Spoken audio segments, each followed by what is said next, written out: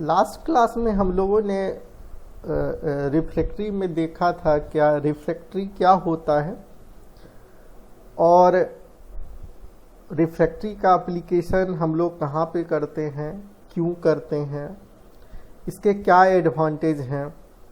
साथ ही साथ इसके क्लासिफिकेशन को पढ़ा था। क्लासिफिकेशन को डिफरेंट बेसिस के आधार पे किया जाता है, जिसमें हम लोगों ने केमिकल नेचर के आधार पे किया था, एसिडिक, बेसिक और न्यूट्रल रिफ्रैक्ट्री। उसके फिजिकल शेप के आधार पे किया था, शेप्ड और अनशेप्ड रिफ्रैक्ट्री, और उसके हीट ड्यूटी के आधार पे किया था, वो super heat duty, high heat duty, medium heat duty और लो हीट ड्यूटी।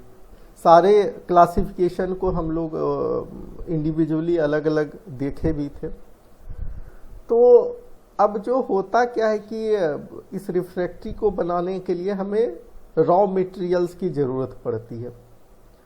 जो रॉ मटेरियल्स होते हैं वो जो है हमें माइन से मिलता है।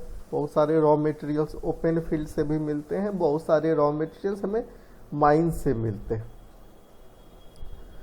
तो हमने कहा था कि आप लोग जो रॉ मटेरियल्स थर्ड सेमेस्टर में है उसको रिवीजन भी कर लेने के लिए, होप आप लोग रिवीजन स्टार्ट कर दिए होंगे और आने वाले कुछ दिन में आप उसको कंप्लीट कर भी लेंगे। तो होता क्या है बेसिकली कि जो माइन से जो रॉ मटेरियल निकलते हैं वो बड़े बड़े चंक के फॉर्म में निकलते हैं, बड़े बड़े टुकड़े के फॉर्म में निकलते हैं। तो उस टुकड़े को हम लोग सीधे जो है रिफ्रैक्ट्री उस टुकड़े से बना नहीं सकते हैं। साथ ही साथ होता क्या है कि जब आप एक साइज के मटेरियल से किसी बॉडी को बनाना चाहोगे तो क्या होगा, उसके अंदर बहुत सारे पोर्स जनरेट हो जाएंगे। मान लो कि ग्लास के सेम साइज के बॉल को रख करके आप एक सरफेस पर रखोगे, फिर उसके ऊपर दूसरी स्टेकिंग रखोगे, तो एक बॉल्स और दूसरे बॉल्स के बीच में एक छोटा सा वॉइड जनरेट होगा। तो हमें उस वॉइड को भरने के लिए क्या करना पड़ेगा, एक छोटे बॉल्स की जरूरत पड़ेगी। फिर उससे जो वॉइड जनरेट होगा उससे और छोटे बॉल की जरूरत पड़ेगी उसको फिलअप करने के लिए। तो सेम चीजें होती है, यदि हमको एक सर्टेन डेंसिफिकेशन की जरूरत पड़ती है तो अलग अलग ग्रेड की मटेरियल की जरूरत पड़ती है, अलग अलग साइज की मटेरियल की जरूरत पड़ती है। हम लोग उस बड़े से टुकड़े से, उस बड़े से चंक से सीधे रिफ्रैक्ट्री नहीं बना सकते हैं। तो हम लोग क्या करते हैं कि जो मटेरियल हमें माइन से मिलता है उसको प्रोसेस करते हैं। प्रोसेस के दौरान हमें उसको छोटे टुकड़ों में तोड़ना होता है, अलग अलग ग्रेड के फॉर्म में तोड़ना होता है। तो उसी टॉपिक को आज हम लोग देखेंगे, साइज रिडक्शन। साइज रिडक्शन जो है रॉ मटेरियल्स का क्यों इम्पोर्टेंस है हम लोग समझ गए, और साइज रिडक्शन के लिए हम लोग किस किस टेक्निक का यूज करते हैं, किस किस मशीनरीज का यूज करते हैं, हम लोग आज के लेक्चर्स में देखेंगे।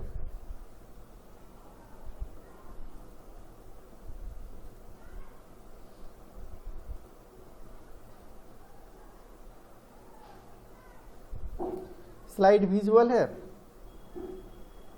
Yes sir. साइज रिडक्शन जो है एक टेक्निक है जो कि हर एक इंडस्ट्री में अप्लाई किया जाता है, जिसमें कि हम लोग बड़े टुकड़े को या जो माइन से जो पीस निकलते हैं उसको छोटे छोटे टुकड़े में कट करते हैं या ब्रोकन करते हैं, तोड़ते हैं। ये प्रोसेस जो है सारी इंडस्ट्री में अप्लाई की जाती है नॉर्मली, और क्योंकि मोस्ट ऑफ द इंडस्ट्री में जो है रॉ मटेरियल जो है वो माइन से आते हैं। और साइज रिडक्शन जो है हमें डिफरेंट पर्पसेस के लिए यूज होता है। जैसे अभी हम लोग समझे कि एक हमें डेंस बॉडी बनानी है तो हमें अलग अलग साइज के मटेरियल्स की जरूरत पड़ेगी। तो इस कारण से जो है कि साइज रिडक्शन टेक्निक हमको सीखना होता है। तो साइज रिडक्शन जो है वो हम लोग लार्ज फॉर्म ऑफ रॉक, जिसको कि चंक कहते हैं, जो कि क्रूड ओर होता है, इसको क्रश करके हम लोग वर्केबल साइज में बनाते हैं। सिंथेटिक केमिकल को हम लोग ग्राउंड करके पाउडर में बनाते हैं, या शीट और प्लास्टिक को हम लोग कट करके एक टाइनी क्यूब या हमें जिस भी साइज का रिक्वायरमेंट होता है उसके फॉर्म में हम लोग इसको कट कर सकते हैं।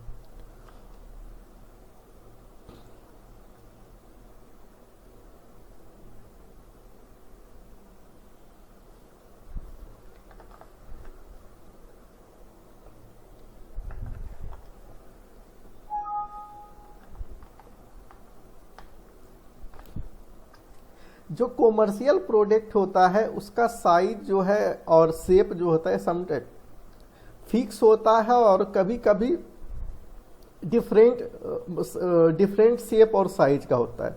हम लोग जब किसी प्रोडक्ट को क्रश करते हैं या हम लोग कहें कि हामर के द्वारा तोड़ते हैं, एक मान लो कि स्टोन लिए, उसको हम लोग हामर के द्वारा तोड़े, तो क्या होगा, क्या उसका जो तोड़ने के बाद शेप और साइज जो है वो चेंज हो जाएगा। कैसा टूटेगा वो तो हम नहीं कह सकते, लेकिन जब हम लोग किसी प्लास्टिक के शीट को कट करते हैं तो क्या होगा कि वो एक पर्टिकुलर शेप और साइज में कट होगा। तो कटिंग टेक्निक के द्वारा हम लोग को जो प्रोडक्ट मिलता है उसका शेप एंड साइज फिक्स होता है, लेकिन और भी जो भी टेक्निक अप्लाई करते हैं तो हमारा जो प्रोडक्ट मिलता है तो वो जो है वो उसका जो शेप और साइज होता है वो अलग अलग हो जाता है।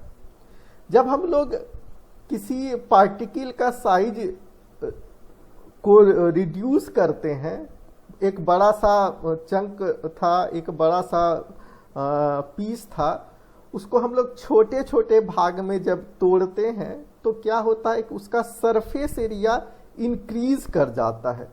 जो जब सरफेस एरिया इंक्रीज कर जाता है, टोटल सरफेस एरिया इंक्रीज कर जाता है, तो उसका रिएक्टिविटी भी बढ़ जाता है।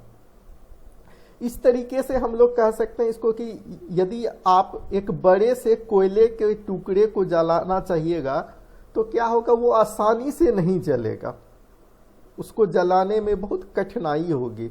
लेकिन यदि उस कोयले के टुकड़े को आप पाउडर फॉर्म में कन्वर्ट कर दीजिए, उसको पाउडर बना दीजिए, तो वो बहुत आसानी से जल जाता है। आसानी से जल जाने का मतलब क्या होता है कि उसका जो रिएक्टिविटी था वो इंक्रीज कर गया, इसीलिए वो ऑक्सीजन और फ्लेम के साथ तुरंत रिएक्शन किया और जल गया। तो इस तरीके से हम लोग कह सकते हैं कि जब हम लोग किसी पार्टिकल का साइज रिड्यूस कर देते हैं तो उसका सरफेस एरिया जो है, टोटल सरफेस एरिया इंक्रीज कर जाता है, जिसके के कारण उसका रिएक्टिविटी इंक्रीज कर जाता है। ये भी एक पर्पस होता है कि जब हम लोग बॉडी को बनाने के लिए, रिफ्रैक्टिव बॉडी को बनाने के लिए जाते हैं तो हम लोग फायरिंग करते हैं। यदि बहुत बड़ा बड़ा साइज का पार्टिकल यूज करेंगे तो क्या होगा कि वो उतना आसानी से दूसरे केमिकल्स के साथ, दूसरे जो भी और भी मटेरियल यूज किए हैं उसके साथ रिएक्शन नहीं कर पाएगा। रिएक्शन नहीं कर पाएगा तो जो हमें डिजायर फेज की जरूरत होगी वो फेज नहीं बना पाएगा। तो इस वजह से हम लोग क्या करते हैं कि साइज रिडक्शन की जरूरत पड़ती है। साथ ही साथ साइज रिडक्शन का एक और भी पर्पस होता है कि यदि आप सोचिए कि जो हमें बड़े से टुकड़े माइन से निकलते हैं उसके अंदर बहुत सारी इम्प्यूरिटीज होती है, कई सारा clay particle, iron oxide particle और मैग्नेटिक पार्टिकल टाइप के इसमें इम्प्यूरिटीज होते हैं। लेकिन जब हम लोग इसको क्रश ग्राइंड कर देते हैं, जब हम लोग इसको छोटा छोटा पाउडर में कन्वर्ट कर देते हैं तो इससे हम लोग काफ़ी आसानी से जो अनवांटेड इंग्रेडिएंट है, जो अनवांटेड पार्टिकल है, वो हम लोग आसानी से सेपरेट कर सकते हैं by sieving method, by magnetic separation method, by washing method. हम लोग आसानी से जो भी इम्प्यूरिटीज हैं उसको कंपैरेटिवली सेपरेट कर सकते हैं। तो ये भी एक एडवांटेज होता है साइज रिडक्शन का।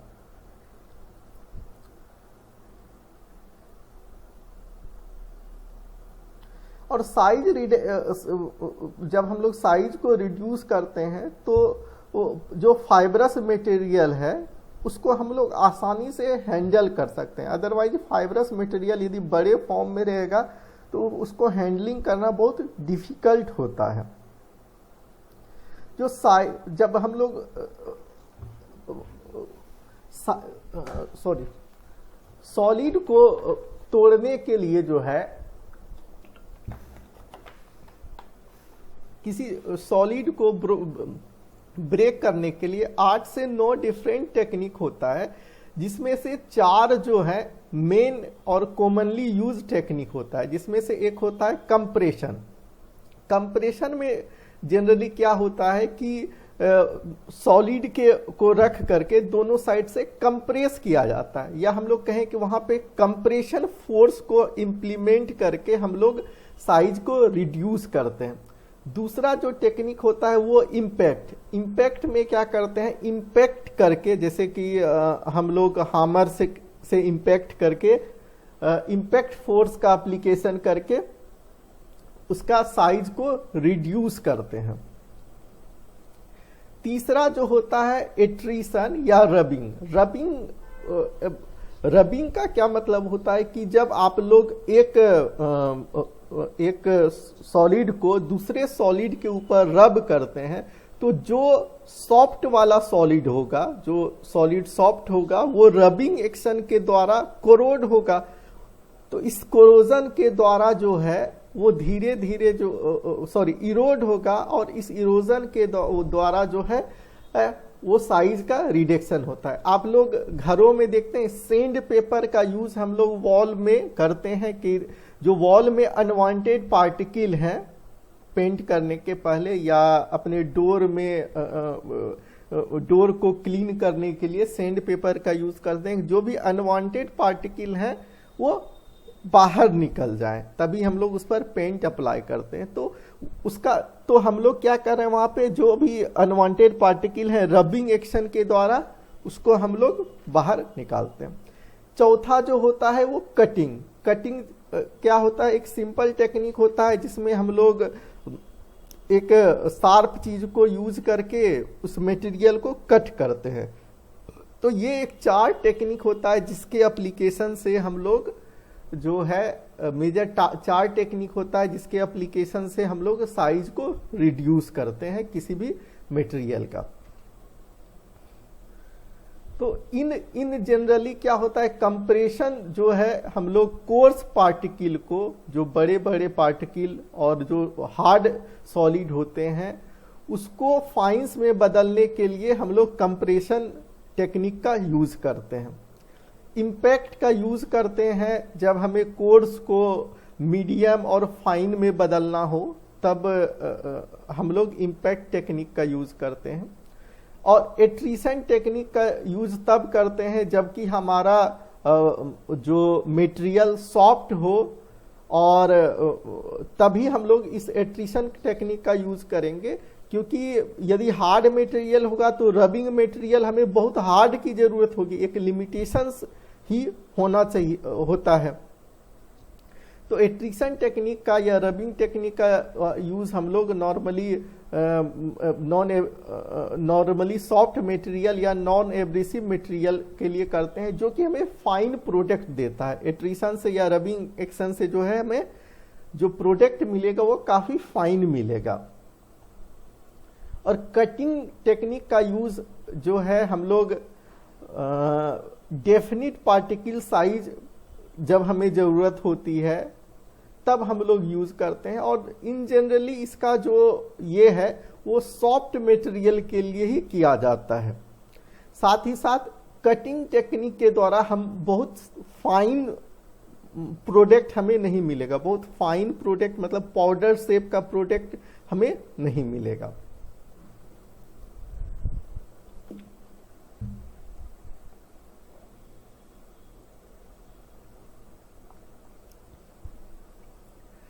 साइज रिडक्शन के लिए एक लॉ दिया गया है रिक्टिंगल के द्वारा। ये काफी पुराना लॉ है जिसको कि हम लोग क्रशिंग लॉ भी कहते हैं, और ये क्रशिंग लॉ जो है रिक्टिंगल के द्वारा दिया गया है। ये लॉ कहता है कि जो एनर्जी हमें क्रशिंग के लिए रिक्वायर्ड होगा, जो एनर्जी हमें क्रशिंग के लिए रिक्वायर्ड होगा वो प्रोपोर्शनल होगा जो नया सरफेस एरिया क्रिएटेड है। इसका मतलब ये होता है कि जितना ज्यादा सरफेस एरिया हमें क्रिएट करना होगा, नया सरफेस एरिया, उतना ज्यादा हमें एनर्जी का रिक्वायरमेंट होगा। एक एग्जांपल के तौर पे हम लोग देखें, यदि हमारे पास 10 इंच का पार्टिकल है और इसको हम लोग को 5 इंच में कन्वर्ट करना है, और दूसरा केस है 10 इंच का पार्टिकल है और इसको हम लोगों को 1 इंच में कन्वर्ट करना है, तो हमें जो है सेकेंड वाले केस में ज्यादा एनर्जी की जरूरत पड़ेगी, क्योंकि सेकेंड वाले केस में 1 इंच का पार्टिकल एज ए प्रोडक्ट हमको मिल रहा है, जबकि इनपुट हमेशा हमारे पास कांस्टेंट है। 10 इंच का पहले वाले केस में भी इनपुट है और सेकेंड वाले केस में भी 10 इंच का इनपुट है। पहले वाले केस में 5 इंच का आउटपुट है, सेकेंड वाले केस में 1 इंच का आउटपुट है। तो जब सेकेंड वाले केस में हम लोग देखते हैं कि जो सरफेस एरिया क्रिएट हो रहा है, न्यू सरफेस एरिया क्रिएट हो रहा है, वो ज्यादा क्रिएट हो रहा है कंपैरेटिवली फर्स्ट केस में। तो हमें जो एनर्जी रिक्वायरमेंट होगा वो सेकेंड वाले केस में ज्यादा होगा। तो ये कंसेप्ट है रिक्टिंगल लॉ का। इसी लॉ का एप्लीकेशन से हम लोग जो भी मशीनरीज का यूज करते हैं उसमें कितना एनर्जी का रिक्वायरमेंट होगा, इसी लॉ से हम लोग निकालते हैं। समझ में आ गया ये चीजें ना? Yes sir.